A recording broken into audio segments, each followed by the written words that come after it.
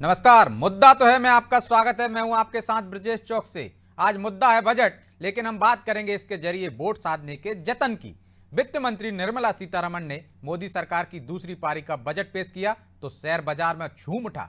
साथ ही इस बजट में वोटर को भी लुभाने, झुमाने और साधने की कोशिश दिखी। 80 करोड़ लोगों को मुफ्त अनाज की तारीख एक बार फिर बढ़ा दी गई, जिस पर सरकार 2 लाख करोड़ रुपए खर्च करेगी। किसानों की क्रेडिट के लिए 20 लाख करोड़ की राशि रखी गई। किसानों और गरीबों को साधने के साथ आधी आबादी पर भी फोकस किया गया और इसके लिए महिलाओं की बचत पर सरकार 7.5% ब्याज देने जा रही है। महंगाई से जूझ रहे मध्यम वर्ग को टैक्स के रूप में बड़ी राहत दी गई। देखा जाए तो यह बजट 2024 के लोकसभा चुनाव में वोटर को साधते हुए दिख रहा है।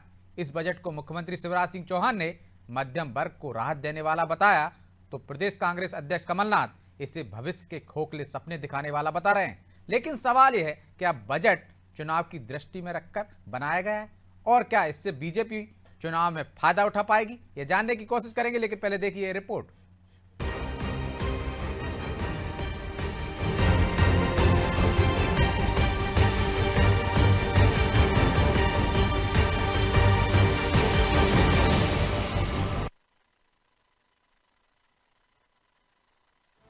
केंद्र सरकार का बजट पेश होने के बाद मध्य प्रदेश के मुख्यमंत्री शिवराज सिंह चौहान ने बजट की तारीफ की है कि बजट में मध्यम वर्ग को बड़ी राहत दी गई है। छूट की सीमा में वृद्धि और नई कर व्यवस्था में बदलाव से लोगों के हाथ में अधिक पैसा बचेगा, खपत बढ़ेगी और विकास को गति मिलेगी। सीएम ने अमृतकाल बजट में आयकर दरों में बहुप्रतीक्षित बदलाव के लिए वित्त मंत्री और प्रधानमंत्री का आभार जताया है। ये बजट प्रधानमंत्री जी के संकल्प आत्मनिर्भर भारत के निर्माण को पूरा करने वाला बजट है।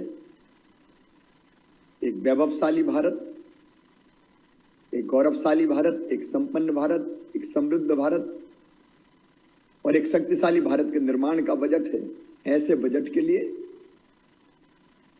मैं माननीय प्रधानमंत्री जी का मध्य प्रदेश की 8.5 करोड़ जनता की ओर से अभिनंदन करता हूं और केंद्रीय वित्त मंत्री श्रीमती सीतारमण जी को बहुत बहुत बधाई देता हूं। भाजपा प्रदेश अध्यक्ष वी डी शर्मा ने ट्वीट कर लिखा कि संसद में प्रस्तुत किया गया बजट सशक्त, समृद्ध और आत्मनिर्भर भारत के नव निर्माण का परिचायक है।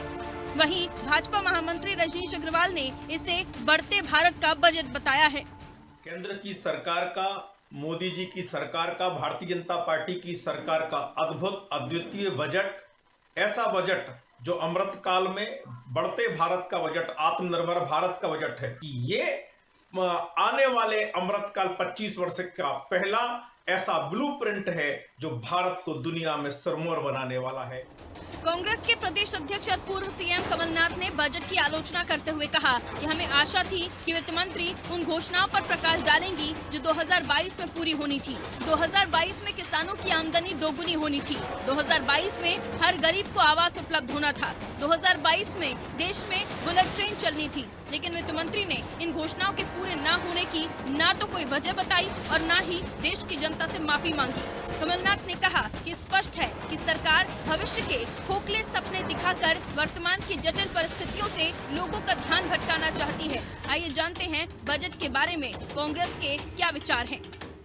भारत सरकार का जो आज बजट पेश हुआ है उसमें गरीब तबके के लिए सरकार ने कोई विशेष ध्यान नहीं दिया है। केवल मध्यम वर्ग के लिए, वो भी टैक्स में स्लैब बदले हैं, उसके नाम पर लोगों को गुमराह करने का, मिडिल क्लास को भी गुमराह करने का काम किया है। किसानों को कोई अच्छी राहत नहीं दी गई है। इसके साथ ही साथ सरकार पूरी तरह से निजीकरण की ओर जा रही है।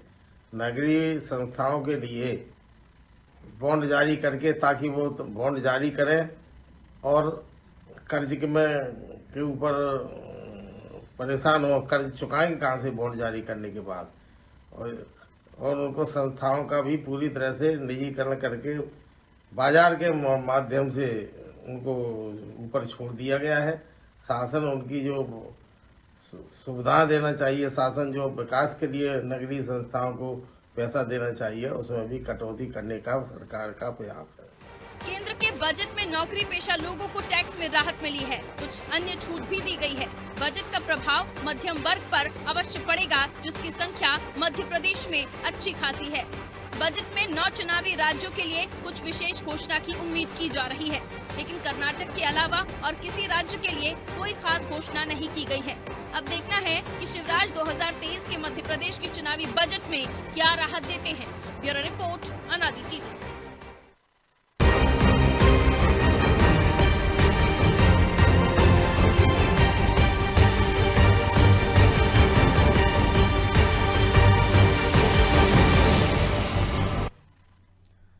तो वोट साधते इस बजट पर चर्चा के लिए हमारे साथ जुड़ गए हैं अपराजिता पांडे हैं, कांग्रेस नेता, राजू माली प्रदेश प्रवक्ता हैं और वरिष्ठ पत्रकार खिलावन चंद्राकर जी। तीनों मेहमानों को बहुत बहुत स्वागत है। राजू जी, शुरुआत आपसे ही करेंगे। सुन पा रही हैं आप? जरूर, मैं सुन रही हूँ। कमलनाथ जी कह रहे हैं कि जुमलों वादों पर पर्दा डालने वाला बजट है। जो मौजूदा परिस्थितियां हैं और जो विकट परिस्थितियां हैं उनको ढकने का प्रयास किया गया है। इसमें 2022 में आप हर गरीब को मकान देने का वादा कर रहे थे, 22 तक बुलेट ट्रेन चलाने का वादा कर रहे थे। इन वादों को छिपाने वाला बजट है, धोखे देने वाला बजट है कांग्रेस की नज़र में। देखिए, कमलनाथ जी सहित समूचा विपक्ष इसके अलावा कुछ और बोल ही नहीं सकता, क्योंकि अगर इनको वो फ्री हैंड भी दे दिया जाए कि अगर कलम इनके हाथ में और कहा जाए कि बजट बना दो, उसे हम पेश कर देंगे, और भी उसके बाद भी इनकी प्रतिक्रिया वही आएगी जो आज आई है।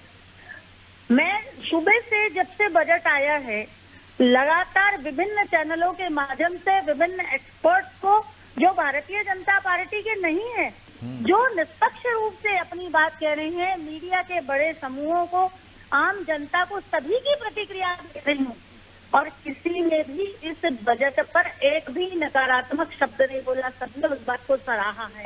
लेकिन दुर्भाग्य है कि जो लोग उस बजट की सुविधाएं लेंगे, लेकिन उन्हें अपने अपने दल को भी संभालना है, वो सच भी नहीं बोल सकते। ये इस देश के नेताओं का दुर्भाग्य है। इतना सुंदर बजट आज आया है।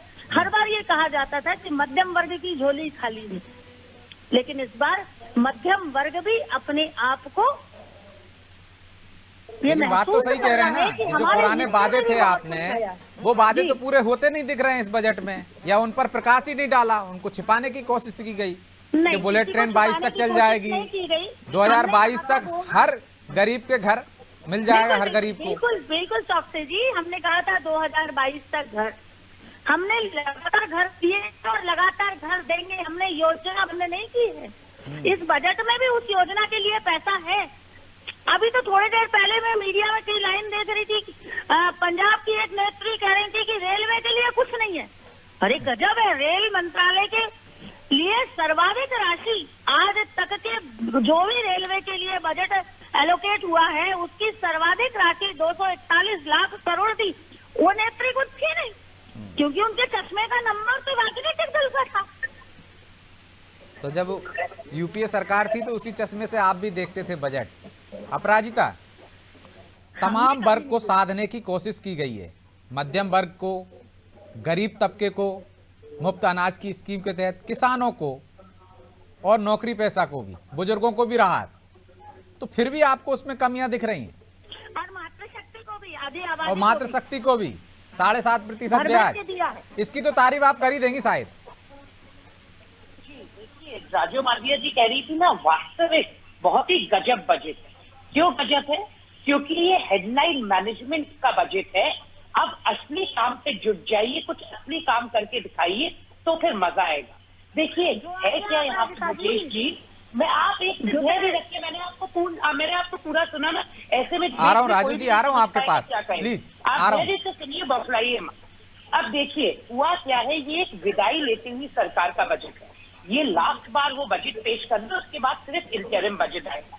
अब मैं एक एक करके आपको बताती हूँ, जिससे राजू जी मुझे रिप्लाई आंसर कर दे। पहले तो इन्होंने बात की 5 ट्रिलियन इकोनॉमी की। अब 22 ट्रिलियन इकोनॉमी जो आज 6.8% ग्रोथ रेट है, उसके हिसाब से 2029 में पूरी होगी। तो आपका एक वादा ये फेल रहा। अब हम जब ग्रोथ रेट की बात करें 6.1%, तो उसमें आज आपको पता है कि किस 8% दर को बेरोजगारी दर भी पार कर चुकी है। तो ये अलार्मिंग लेवल बेरोजगारी, अनएम्प्लॉयमेंट तक सीमा पर हम पहुंच गए। तो उससे आप सबसे रोजगार, हमारी जितनी पॉपुलेशन है, जितनी हमारी जनसंख्या है, उसको रोजगार नहीं दे पाएंगे। ये दूसरी बात। तीसरी बात, आपने कहा था किसान आय दुगनी करेंगे, किसान और कृषि लाभ का धंधा बनेगा। वो तो हुआ नहीं, वो भी उस पायदान पे भी आप फेल रहे। 15 लाख हर बैंक अकाउंट में आएंगे, नहीं आए। आपने बोला था काला धन वापस आएगा, वो भी नहीं आया। और राजू मालवीया जी यहाँ पे एक बड़ी बात कह रही थी कि किसी ने भी इस बजट के खिलाफ या फिर विपरीत कुछ कहा नहीं है।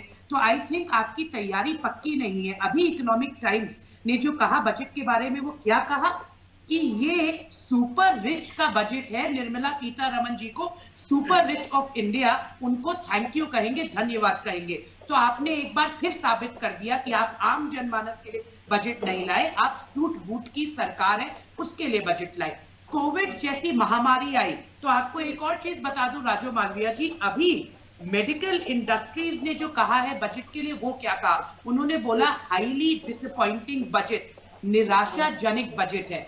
इस फील्ड में 80 to 85% इंपोर्ट ओरिएंटेड, इंपोर्ट पर बेस्ड फील्ड है, उनके लिए आपने कुछ नहीं कहा। राजू जी, आप भी एक महिला है, मैं भी एक महिला हूं। आज आम जन का घर चलाना मुश्किल हो गया है। इस प्रकार महंगाई बढ़ गई है कि आप गैस सिलेंडर की बात करिए, उसके बारे में आपने महिलाओं के लिए क्या किया? बजट में कुछ नहीं है। आपने सुल्ली बाई बुल्ली डील्स के बारे में कोई बात की? नहीं बात की। विमेन्स रिजर्वेशन बिल पर आपने राजनीति तो पूरी की, पर काम बिल्कुल नहीं किया। एक और पॉइंट मैं आपको कहूंगी, 2 से 3 पैराग्राफ नारी शक्ति पे बोल देते। अभी हमारी प्रेसिडेंट मुर्मू जी ने भी हाल ही में बोला कि नारियों के लिए, महिलाओं के लिए बजट में कुछ होना चाहिए, पर सरकार खुद ब खुद उस पर कटौती करती रहती है। तो आपका स्टैंड यहाँ पर क्लियर नहीं मिल पाता। और एक और चीज ब्रिजेश जी, जिससे इनका उत्तर ले लीजिएगा, पिछली बार की जो आवंटित राशि थी वो कितना यूज में आई, उसका कितना इस्तेमाल हुआ, उस पे ध्यान दीजिए। पिछली बार की जो आवंटित राशि है वो तो अभी तक पूरी तरीके से इस्तेमाल नहीं हो पाई है। तो आप आगे बजट के लिए क्या करेंगे, ये भी हमें बता दीजिए। तो ना किसान, ना युवा, ना महिला, अगर ये 3 वर्ग नाखुश है बजट से, तो आप खुद ही आंकड़ा लगा लीजिए कि ये बजट कैसा रहा। बजट का मुख्य उद्देश्य होता है कि हमारे और आपके हाथ में हम कितनी राशि दें, कितना पैसा डालें, कितना आम जनमानस का आर्थिक जीवन। तो जवाब ले लेंगे राजू जी से, जवाब ले लेते हैं कि राजू जी, ये बजट अपने मुंह मियां मिट्टू बनने वाला है, खुद की तारीफ करने वाला। ना युवा खुश है उससे, ना महिला खुश है। तमाम बिंदु गिनाए हैं अपराजिता जी ने। मैं चाहता हूं उनके आप जवाब दें। इससे पहले खिलावन जी को भी चर्चा में शामिल कर लेता हूं, उनके भी कुछ सवाल उठेंगे तो उनका भी जवाब दे दीजिएगा। खिलावन जी, क्या आपको लगता है कि 2024 के लोकसभा चुनाव को ध्यान में रखते हुए बजट बनाया गया है ताकि हर वर्ग को कुछ दिया जाए और वोट कुछ साधने की कोशिश की गई, चाहे महिला को, चाहे युवा को, चाहे किसानों को, चाहे बुजुर्गों को? आपकी दृष्टि में कैसा लगता है ये बजट?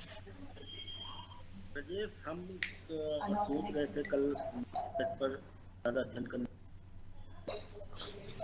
तब भी। खिलावन जी, मेरी बात, आवाज आ रही है आप तक? जी, अब आई आपकी आवाज स्पष्ट, बोलिए। राजेश जी, मैं कल आर्थिक सर्वेक्षण आया, तब मैं बहुत सारी बिंदुओं पर चर्चा कर रहा था, मनन कर रहा था, बहुत सारे तथ्य भी ढूंढने के प्रयास किए मैंने। तो कुल मिला के मुझे ऐसा लग रहा था कि ये चुनावी वर्ष है, क्योंकि इस साल 9 राज्यों के विधानसभा के चुनाव होने हैं, और यदि जम्मू कश्मीर के भी चुनाव की घोषणा होगी तो 10 राज्य हो जाएंगे, और लगभग 40 करोड़ जनसंख्या इससे प्रभावित होने वाला है। लगभग देश का लगभग 30% मतदाता इस चुनाव में भाग लेंगे विधानसभा के। और इसी तरह से 24 में, मई जून में यदि तय सीमा में हो जाती है तो 24 में लोकसभा के चुनाव है। तो हम सोच रहे थे ये बजट जो है चुनावी बजट के रूप में प्रस्तुत होगा सामने, लेकिन मुझे लगता है कि चुनावी बजट कम और देश को विश्व की आर्थिक समृद्धि वाले देश बनाने के लिए ज़्यादा फोकस किया गया हुआ बजट है।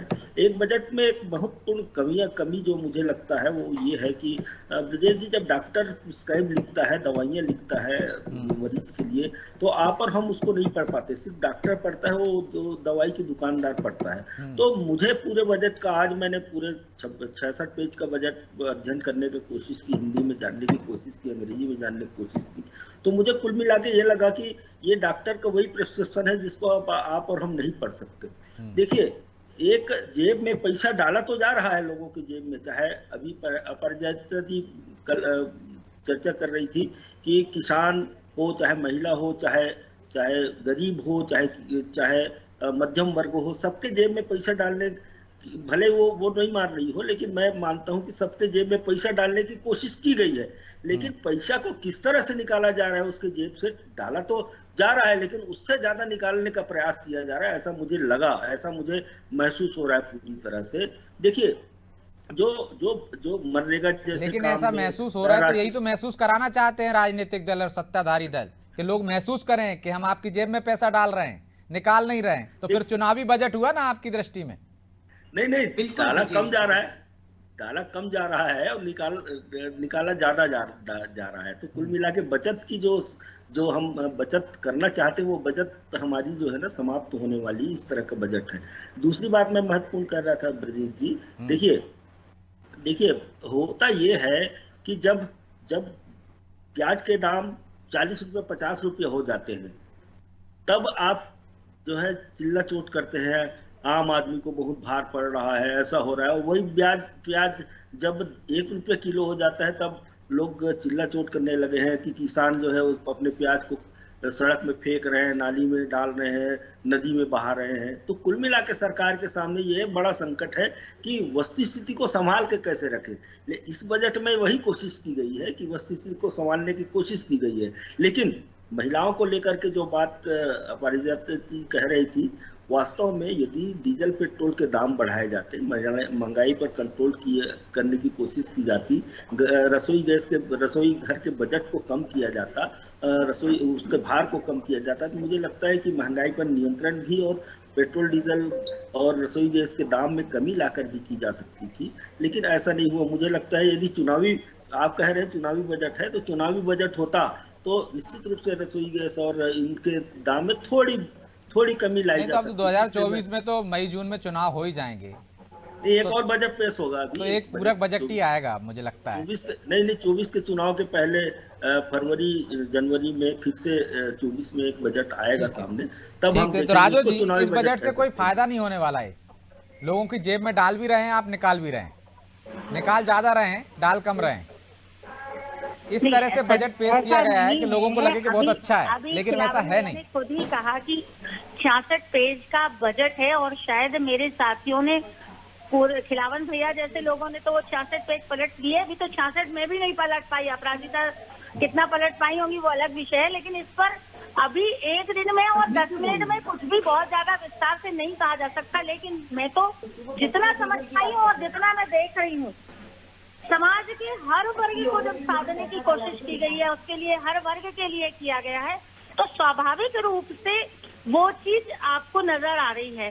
लेकिन कुछ वो तो बोल रहे हैं कि इसमें रोजगार भी नहीं दिख रहा है। भी समय के साथ अपन बात जरूर करेंगे उन सारे विषयों पर। और आप देखेंगे कि आज इस वर्ष का जो बजट आया है, उसमें सच में मध्यम वर्ग के लिए बहुत कुछ किया है, गरीब के लिए किया है, गांव के लिए किया है, वंचितों के लिए किया है, और बहुत बड़ी विषय तो उन लोगों के लिए किया है जो प्रधानमंत्री विश्वकर्मा प्रोत्साहन योजना। आपने अपनी अच्छी चीजें गिना दी, लेकिन यूपीए सरकार की एक बहुत अच्छी योजना थी जिसको आप भी बंद नहीं कर पाए, उसका जिक्र तक नहीं किया आपने, मनरेगा का। मनरेगा में बजट बढ़ा है, कैसी बात आप कर रहे हैं? जिक्र तक नहीं हुआ पूरे भाषण में। को लगातार मनरेगा को तो मॉडिफाइड रूप में जब हम लेकर के आए हैं, तो उसकी प्रतिक्रिया कितनी अच्छी आ रही है वो भी आपके सामने है। कल तक मनरेगा यूपीए सरकार जिस ढंग से चला रही थी, वो भी आपने और हमने देखा है। ठीक है, अपराजिता जी दे रही हैं आपका जवाब। देखिए ब्रजेश जी, ये लेकिन अपराजिता जी, आप उसकी कमियां गिना रही हैं, लेकिन चाहे शशि थरूर हों, चाहे फारूक अब्दुल्ला हों, दोनों तारीफ कर गए कि बजट अच्छा है, लेकिन शशि थरूर जी ने एक चीज गिनाई कि मनरेगा का जिक्र नहीं किया, बस ये थोड़ी तकलीफ थी उनको। बहुत सही बात आपने कही ब्रजेश जी, ये इनकी नीति और नियत का परिचय दिखाता है कि मनरेगा का जिक्र भी नहीं किया। बहुत सही आपने राजू मालविया जी से प्रश्न पूछा। ये लोग कुछ भी अच्छा जो किया हो यूपीए सरकार ने उसका जिक्र करना सोचते हैं कि इससे ये छोटे हो जाएंगे। ये जो एक बजट स्पीच थी वो बजट स्पीच कम और एक इलेक्शन स्पीच ज्यादा थी। ब्रिजेश जी यहाँ पर बात समझने की ये है, जो ग्रोथ रेट की हम बात कर रहे हैं जो कम होकर 6.1% पे पहुंच गई है, वो ग्रोथ रेट भी हम ऑर्गेनाइज सेक्टर की देख रहे हैं। उसमें अनऑर्गेनाइज सेक्टर तो अनअकाउंटेड है। जो बड़ी बड़ी बातें होती थी startup India, make in India, यहाँ पर आप एमएसएमईज की बात करें तो स्टार्टअप इंडिया में बेमिसाल बेरोजगारी है। आज एमएसएमईज की हालत बद से बदतर होती चली जा रही है। तो अगर आप अनऑर्गेनाइज सेक्टर को अकाउंट में लेंगे तो ग्रोथ रेट वास्तविकता में इससे भी नीचे है। तो आप सोचिए रोजगार का सृजन कैसे होगा। दूसरी बात जो मैं आपसे कहना चाहती थी, जीडीपी कैसे बढ़ती है। जीडीपी ऐसे बढ़ती है जब सरकार उसमें निवेश करने का कोशिश करती है या फिर प्राइवेट सेक्टर अपना निवेश लाता है। बट आप बार बार बैंक्स जो इंटरेस्ट रेट्स बढ़ाते चले जा रहे हैं, लोन महंगा करते चले जा रहे हैं, तो प्राइवेट सेक्टर भी कितना इन्वेस्ट करेगा। तो आप ये बताइए राजू जी, जो इतनी बेरोजगारी है आज भारत में वो आप कम कैसे करेंगी। महंगाई चरम सीमा पर है, उसको आपने पूरी तरीके से एड्रेस नहीं किया। आप बताइए अपराजिता जी, जिस तरह से हम वैश्विक स्तर पर देखें कोरोना के बाद से, तब तो ये बजट हमको लगता है कि बेहतर है हिंदुस्तान का बजट। यदि हमें अमेरिका देखें, दूसरे देशों की परिस्थितियां देखें, वहां तो बेरोजगारी और बुरी हालत में। यहाँ तो छोटे उद्योगों के लिए उन्होंने राहत देने की कोशिश की है कोरोना काल में, जिनके पास उद्योगों में। जी मैं आपको बताती हूँ, इसका बिल्कुल साफ उत्तर मैं आपको देती हूँ। उन देशों की जो हम बात कर रहे हैं वहाँ पे पर कैपिटा इनकम भारत से बहुत ज्यादा है। वहाँ पे standard of living of every person बहुत ज्यादा है, तो वो हम कंपेयर नहीं कर सकते। आज जिन परिस्थितियों से भारत जूझ रहा है वहां पे आपने अपने पहले वादे तो पूरे नहीं किए। कोविड महामारी के बाद आप लाइफ इंश्योरेंस पे 15%, आप मेडिकल इंश्योरेंस पे 15% जीएसटी लगा देते, लाइफ सेविंग ड्रग्स पे 5% जीएसटी लगा देते। आप कैसे कहते हैं आम जन का बजट। अभी पेट्रोल और डीजल की बात हो रही थी, निर्मला सीतारमण जी ने खुद स्वीकारा है कि 8 लाख करोड़ रुपए कमा चुकी है जीएसटी से पेट्रोल और डीजल से सरकार। तो आम जन को पेट्रोल और डीजल से राहत कब मिलेगी। हम तो 130 मिलना चाहिए ना अपराजिता जी। लेकिन आपकी हाल ही में एक सरकार बनती है राज्य में, हिमाचल में, वो 3 रुपए बढ़ा देती है। तो ये तो दोनों ही को साधना पड़ेगा। वो आरोप लगाते हैं कि जहाँ कांग्रेस शासित राज्य है आप पेट्रोल और डीजल को लाइए, वो क्यों नहीं करते आप। क्योंकि आपको पता है कि इससे आप कम कमा पाएंगे। जो अभी बहुत सही कहा, हमारे साथ जो बैठे हैं उन्होंने बहुत सही कहा, ये बजट हमसे निकालने का प्रयत्न ज्यादा है पैसा और देने का कम। जो मैंने आपको कहा था, प्रॉमिस मोर डिलीवर लेस। ये राजू जी जवाब दे दीजिए 3 सेकंड में, 30 सेकंड में जवाब दीजिए। समय नहीं।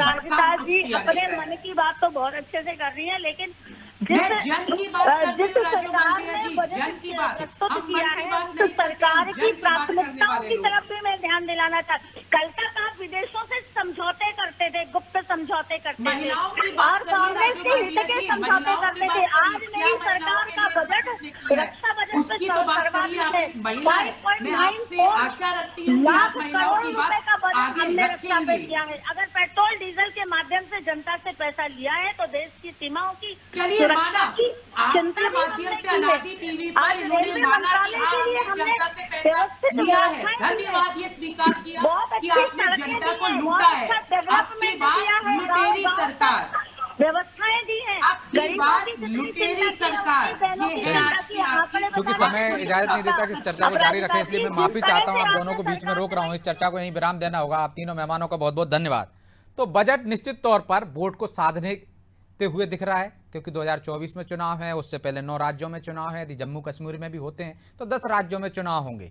तो कहीं ना कहीं मतदाताओं को ये दिखाने की कोशिश की गई है बजट के जरिए कि हम आपको बहुत कुछ दे रहे हैं, लेकिन ये कितना उन्हें मिल पाएगा, कितना नहीं मिलेगा, चुनाव में इसका कितना फायदा होगा या नहीं होगा, ये तो आने वाला समय बताएगा। बहरहाल मुद्दा तो है। मैं इतना ही, मुझे दीजिए इजाजत और आप देखते रहिए अनादि टीवी। नमस्कार।